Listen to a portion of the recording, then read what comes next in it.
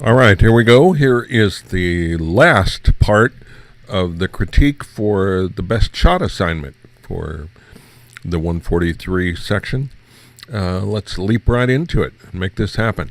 Well, here's an interesting shot that came in. I don't know from looking at this if this is oriented correctly or not.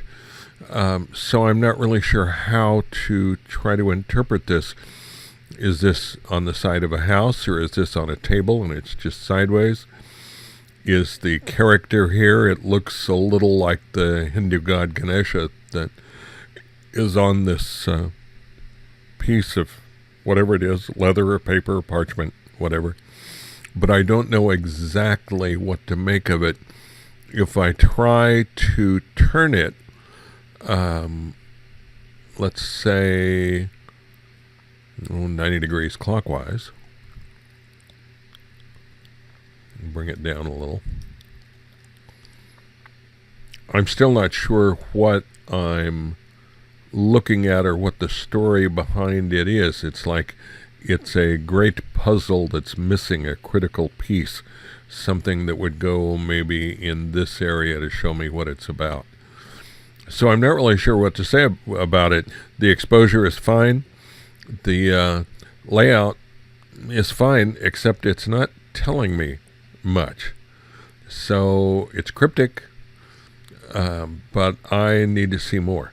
I would also fill in this little area up here with either the white wood or something, because it really is, because it's different, is attracting our eye. So it's a cool shot, but beats me what really to do with it. So I need more in this. So let's grab the next one. Well, here we have someone named Ross out on the playing field.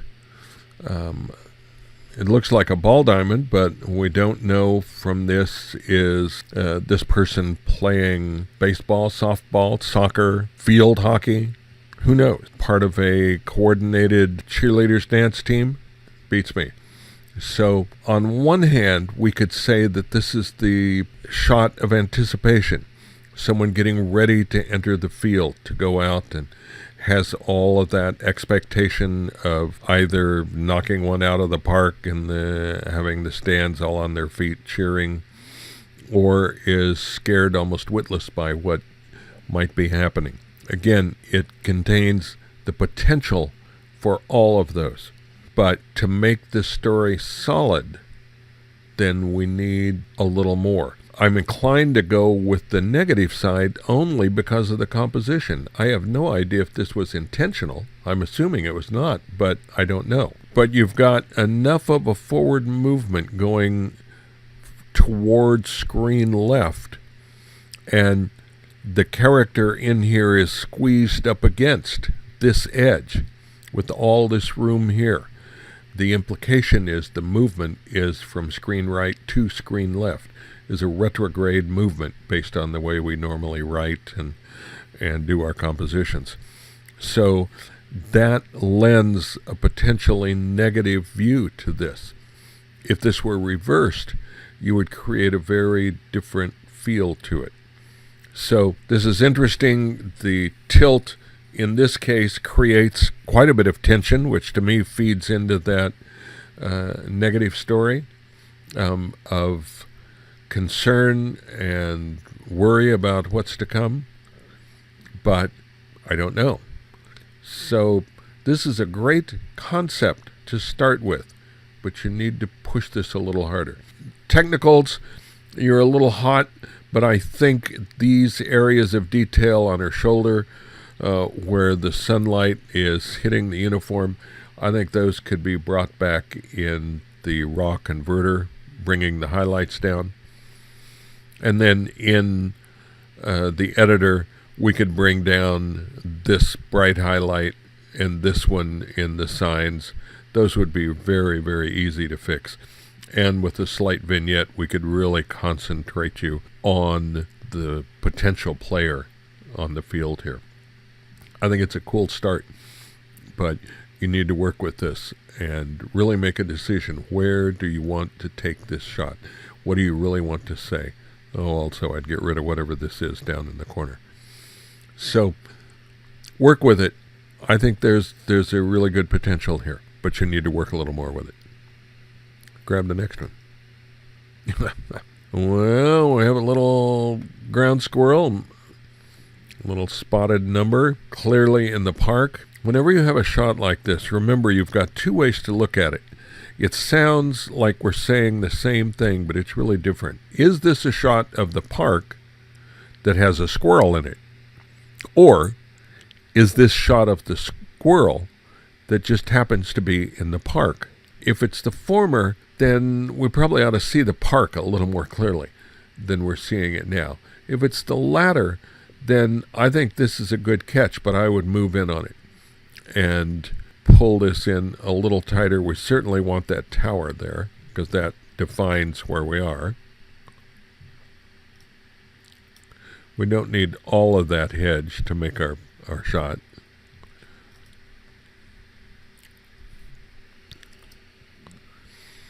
And now we have a much stronger shot of the squirrel that happens to be in the park. So really think about how it is you want to construct the elements. What part of the element do you want to be important? The park, the tower in this case, or the squirrel? It's a cool shot of the little squirrel. So I'm assuming that's our real subject. I might do something with this tree. It's a little distracting right where it is in the sky. And I might bring the sky down a little bit. But this is a cool start. I would work with this. I think I would vignette that sky a little. I can't help it. We'll see. We'll do the multiply layer. Oh yeah, look, there's all kinds of cool stuff in that sky. So let's make this into a layer mask. We'll use a black brush. And we'll start opening this up here. There's not enough detail in here to really worry about trying to open the exposure up much. So that doesn't really buy us anything. The silhouette is enough to tell us where we are. So I would get in and really try to bring this little guy out.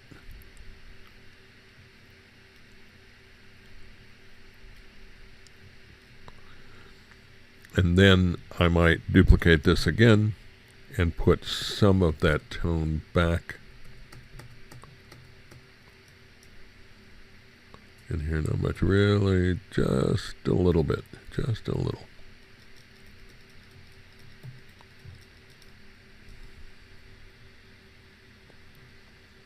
Drop the whole opacity down just a hair.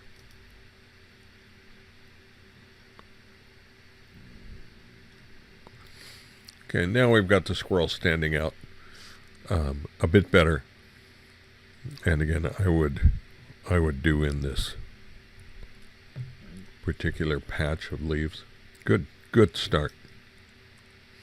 Well, here's a really fascinating birdhouse, somewhat overrun by spiders. You guys ever see was on a big viral thing on the internet somewhere in Texas where a gazillion spiders took over this park and filled it all with spider webs? It was really pretty creepy, particularly for me. I don't particularly like spiders. But so I see this here. They've kind of taken over this birdhouse. And this is a really cool birdhouse with the rock facade on it. I think this is really neat.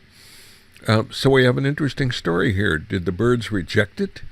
Did they do it because of the spiders? Are these bird-eating spiders? There are some, you know. What is really going on with this?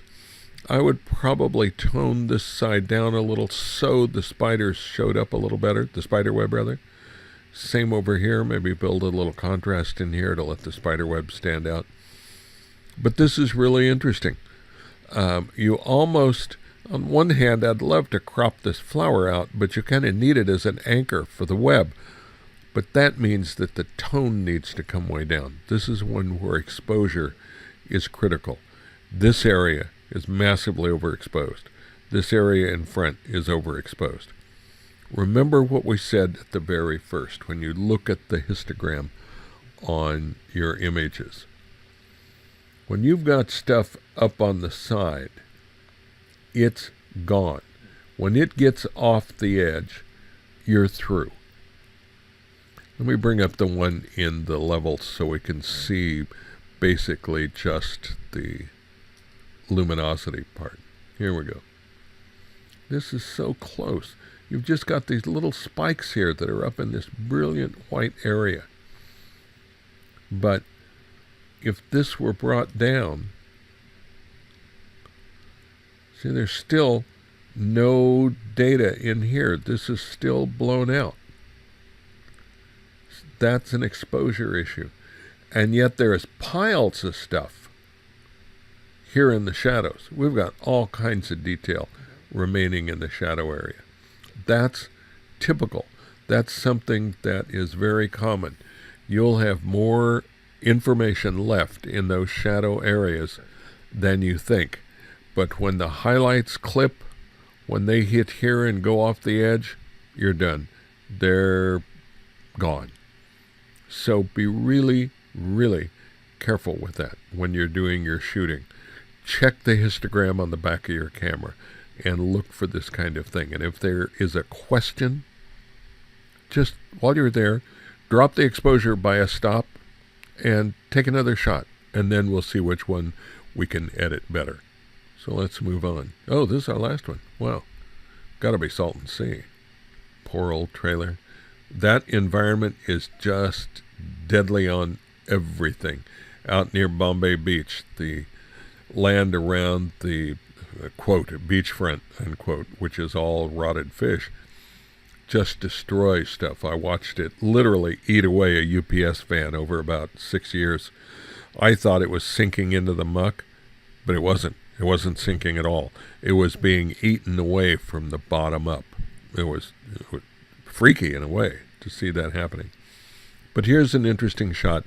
It appears to be just a little yellow. Now maybe that's the sunset. Maybe that's an accurate color and that's the way you wanted it. I would probably cool it down just a hair so it doesn't look quite so jaundiced. And I would do that. The exposure is otherwise pretty good. I'd leave that alone. I'd come down into image adjustments. Where's my photo filter? Photo filter. Look for a cooling filter, kind of neutral. Tone it down. Don't want much. But now let me move this out of the way. When I click the preview on and off, you can see the difference.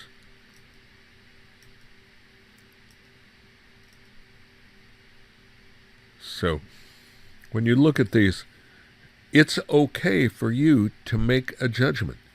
What is it that makes it look like it really worked for you on the scene? What did it feel like when you were there? Did it feel that yellow? Really? If so, then, man, that's the shot. That's the way you want to present it. But you need to be able to motivate that color somehow, either with yellow in the sky from the sunsets, something that explains why this looks yellow when that's kind of an unusual yellow. Or you need to fix it. And the fix in this case was simple. So this is really a shot filled with the story of the expectations and failure of those expectations that came to these people that went to Salton Sea, tried to start new lives, knew everything, and had it proved to them that the tagline from the movie Field of Dreams was a lie. They built it, but nobody came. So this is really a fascinating place to shoot. If you haven't been out there, if you're new to this area, or even if you're not and you haven't been there, you need to go check it out. It's, to me, an amazingly sad, depressing place, but it is filled with photo opportunities all over the place. So, okay, that's what we have for this this assignment. We'll get on to the next one as they start coming in.